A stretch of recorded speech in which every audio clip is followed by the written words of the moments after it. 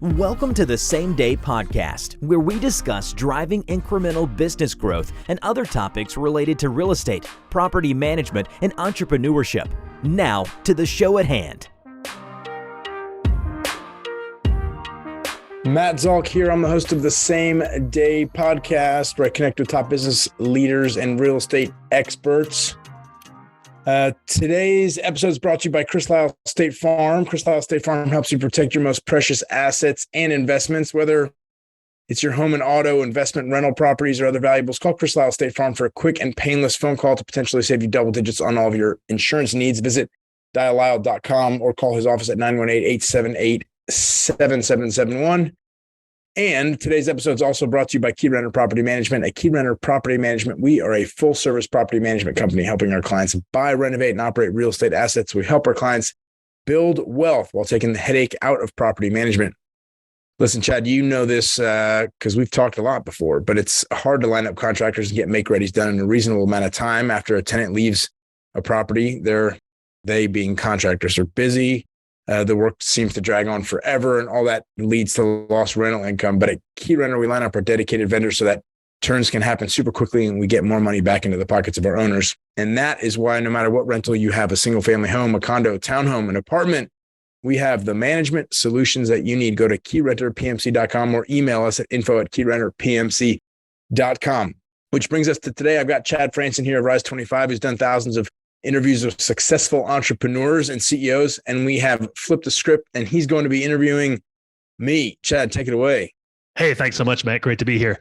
Today, we are going to be doing a year in review episode where we kind of talk about your favorite episodes that you've done and your favorite interviews that you conducted over the past year. How has the podcast been going for you in general?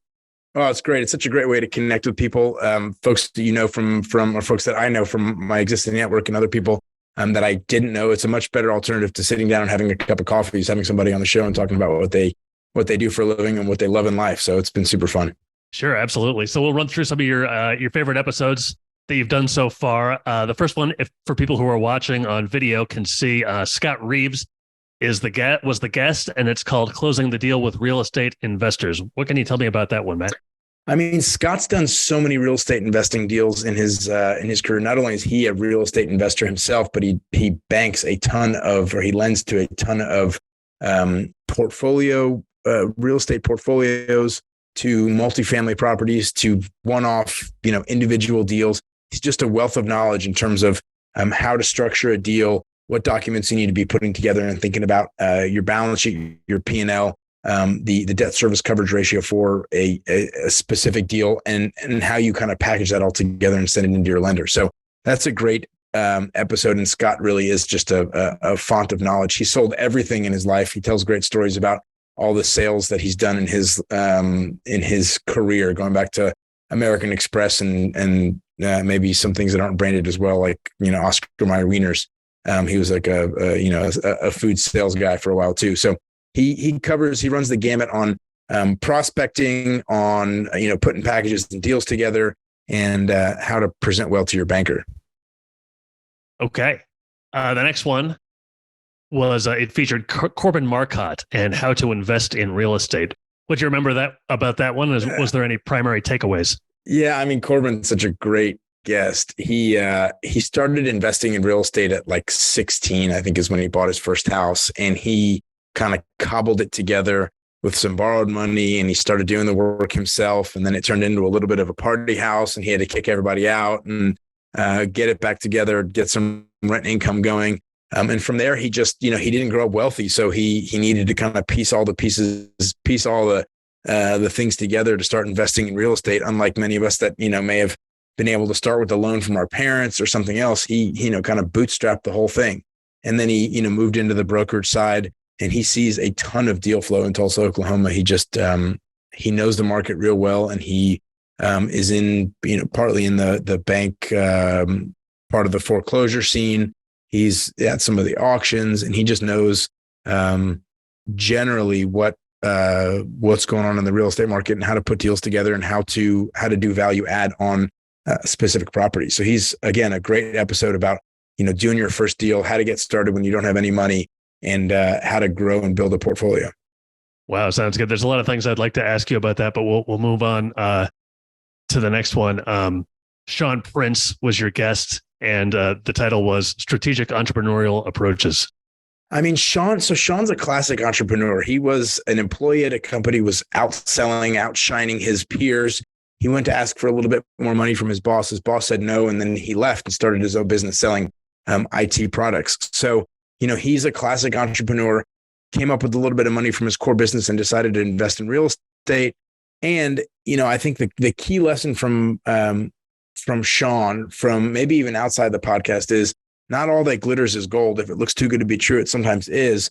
Sean owns a portfolio that he bought. He thought it was going to be cash flowing originally, and it's just been a struggle in many senses to kind of pull it all together. Oftentimes, when you have low cost portfolios, they're low cost for a reason, and they require a lot more work than you might anticipate them needing. And so, I think part of the message from Sean's, from Sean in general, is make sure that you've got enough reserve capital in place if you're going to do a renovation, especially a renovation of a deeply distressed portfolio. Make sure that you've got not only the reserve necessary to do the actual renovation, but also, some months of overall expenses escrowed for rainy day, and in the event that you're not able to collect rent as soon as you are expecting, because sometimes, renovations take longer, or you're not able to get a tenant out that you need to get out so that you can do a renovation, and the bank will still come calling for their money because, that's all these problems are yours, not the bank's. So Sean's a great entrepreneur. I got involved in real estate and is, learning a lot about the industry overall, including how to do major renovations on a portfolio. If you have a certain budget to spend, is it better to do a low-cost portfolio, knowing that you're going to have to do all sorts of work and put in extra capital towards it and sweat equity probably? Or is it better to just kind of find one that is a little bit more ready-made and it fits your budget? It totally depends on how much of your energy you want to put into that portfolio. Like, you can hand it over to Keyrenter, and, we have Seth Rice on our team. I mentioned him a bunch of times. He will do all of the work for you. He is a general contractor. He will put all the pieces together, but he charges 10%. So if you're doing a $20,000, $30,000, $40,000 renovation, it's going to look really nice. And we've got, if you want to email me for client testimonials of clients that have, done beautiful renovations and gotten awesome rents and added, rooms and can lights and, have rebuilt houses in essence when our clients buy them for cheap enough and, in the right scenarios. I've got all those client testimonials, but it's going to cost you more because you don't do anything, right? And Chris Lyle actually recently did a renovation on a house. I think it cost him something like $20,000. And I was talking to him and I said, was it worth it? Because it was a $20,000 renovation. And he said, yeah, it was so worth it because I never would have been able to do this without it. And by the way, my wife and I were somewhere else doing some other thing out of the country while this was happening. We didn't have to think about it once. It just, the before video came to us and the after video came to us, and it was a relief to see that it was done and now it's going to be rented. And that's 2 days ago that conversation happened. So, you pay a little bit extra, but you don't have to be involved at all, versus you pay a little bit less and you have to do all you have to find the contractors yourself. You have to make sure they're doing a good job. You have to make sure that the scope of work is right. You have to pay them. You have to make, the whole thing. So in a similar way, and I say all this long-winded way of answering your question, which is, if you want to be involved in doing a renovation of a portfolio, it depends, it's contingent upon you to have the time to devote to that thing, or to pay somebody else to use their time to devote to that renovation. If you want something that's already turnkey, let somebody else do the work. Your yield is going to be lower because you're buying that value add that's already in the property, but your headache is going to be lower. So if you want to be purely passive, buy something that is, already done. If you want to be a little more involved, buy something that's not done. And if you want something in the middle, buy something that's not done and hand it over to a property management company that can do it all for you and do all the contracting. All you have to do is pay the bills. There you go. The next episode that we'll talk about is with Darren Wong. The episode was entitled Successes and Failures in Real Estate. What do you remember about that one? Yeah, so Darren's such a great guest also. He started his real estate journey in a little bit of brokerage, a little bit of flipping deals. And he bought something that he thought was going to be a home run. Turned out it was not, as great as he anticipated. There was, non-payment of rent, and I can't recall all the details, but it was a fourplex, and it just didn't go as well as he thought it was going to go. Pro forma, the numbers were like home run style numbers, and it just didn't go that well. But he stuck with it. He got through that property, sold it, and moved on to his next property. And he was doing single family for a long time, buying and renovating little things and wholesaling deals when he found it, more opportunistic to do that. And ultimately what he's doing now is working on light industrial projects. So he's saying, single family residential, great. I've got 80 of those. But what I really want to be doing is deploying larger amounts of capital into industrial buildings where my tenants are auto manufacturers, light industrial players, and I can rent out large swaths of industrial space to a single user and have potentially lower headache overall than managing all my single family residential properties. Okay. The next one is with Brooke Reuter, renting to own, the advantages of a contract for deed. Yeah, I love talking to Brooke in this podcast. I think so many of our owners want to be doing, or, I shouldn't say so many of our owners. Let me step back 1 second and say there's a big difference between contract for deed and rent to own or lease to own. The huge difference is that contract for deed means you've actually sold the property. You lose the right to take depreciation. Instead of rent, you're collecting interest income from a mortgage that have assigned, that you've given to the person that's now living in the house that's purchased the house. Whereas a lease to own property, you still are responsible for the maintenance in many respects. You're still responsible for collecting the rent. And in addition to that, you get to take the depreciation, right? So you're on the hook for some of the expenses, but you also take the depreciation in that you have not actually sold the property. Somebody's making payments towards some future ability to buy the property. And I loved having this conversation with Brooke because he does a bunch of these contracts for deed. He's not everybody that does it is really well-intentioned, but he's a great guy and has done it in a very, ethical way, I should say, and with the best of intentions, trying to help people out, and largely in the Hispanic East Tulsa community. But he makes the distinction in, how people get confused between lease to own and contract for deed. And he helps explain the differences between those two products. Brooke, is a client of ours and is just a great person. And he, has found himself in a situation where he's got income and he doesn't have enough depreciation because he's done so much of the contract for deed. So now he's bringing some of those back, or new houses back, to Keyrenter so that we can manage them. And then the depreciation is something that he can actually write off against some of his income. So that's it for him. Contract for deed versus rent to own, the nuances associated with that and why somebody would want one versus the other. And we have a lot of owners that want to do lease to own product. They want to get rid of some of the maintenance headaches that come with leasing properties, not even the headaches, rather the expense. And they, in a sense, want to have their cake and eat it too. They want to get rid of the maintenance costs, but they don't want to get rid of the depreciation. And that's just, unfortunately, not something that's possible. You have to pick one or the other. The next one we'll talk about is called Profitable Real Estate Investment Strategies, and that was with Kurt Volk. This will be an interesting one. Yeah, Kurt's done a lot of different real estate projects. He's a hands-on guy. He likes to do a lot of the work himself, which is awesome. And, he's a perfect example of, the holy grail, so to speak. His wife is a professional. She earns a good living, and he's a real estate professional and gets to take the real estate losses, depreciation. These are tax losses, depreciation and expenses and other things that can be, of course, accelerated in the state of Oklahoma and sometimes nationally. And he can offset some of his real estate losses against his wife's W-2 gains. And that's a really nice position to be in because it's very, very tax advantageous. Anyways, he likes to do a lot of the work himself.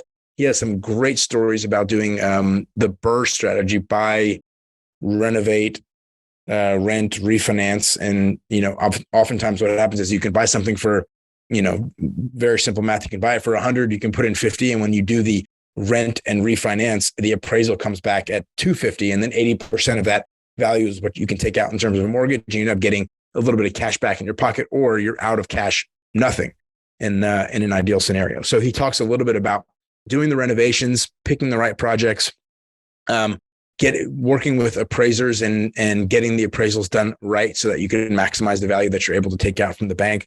on an 80% loan to value.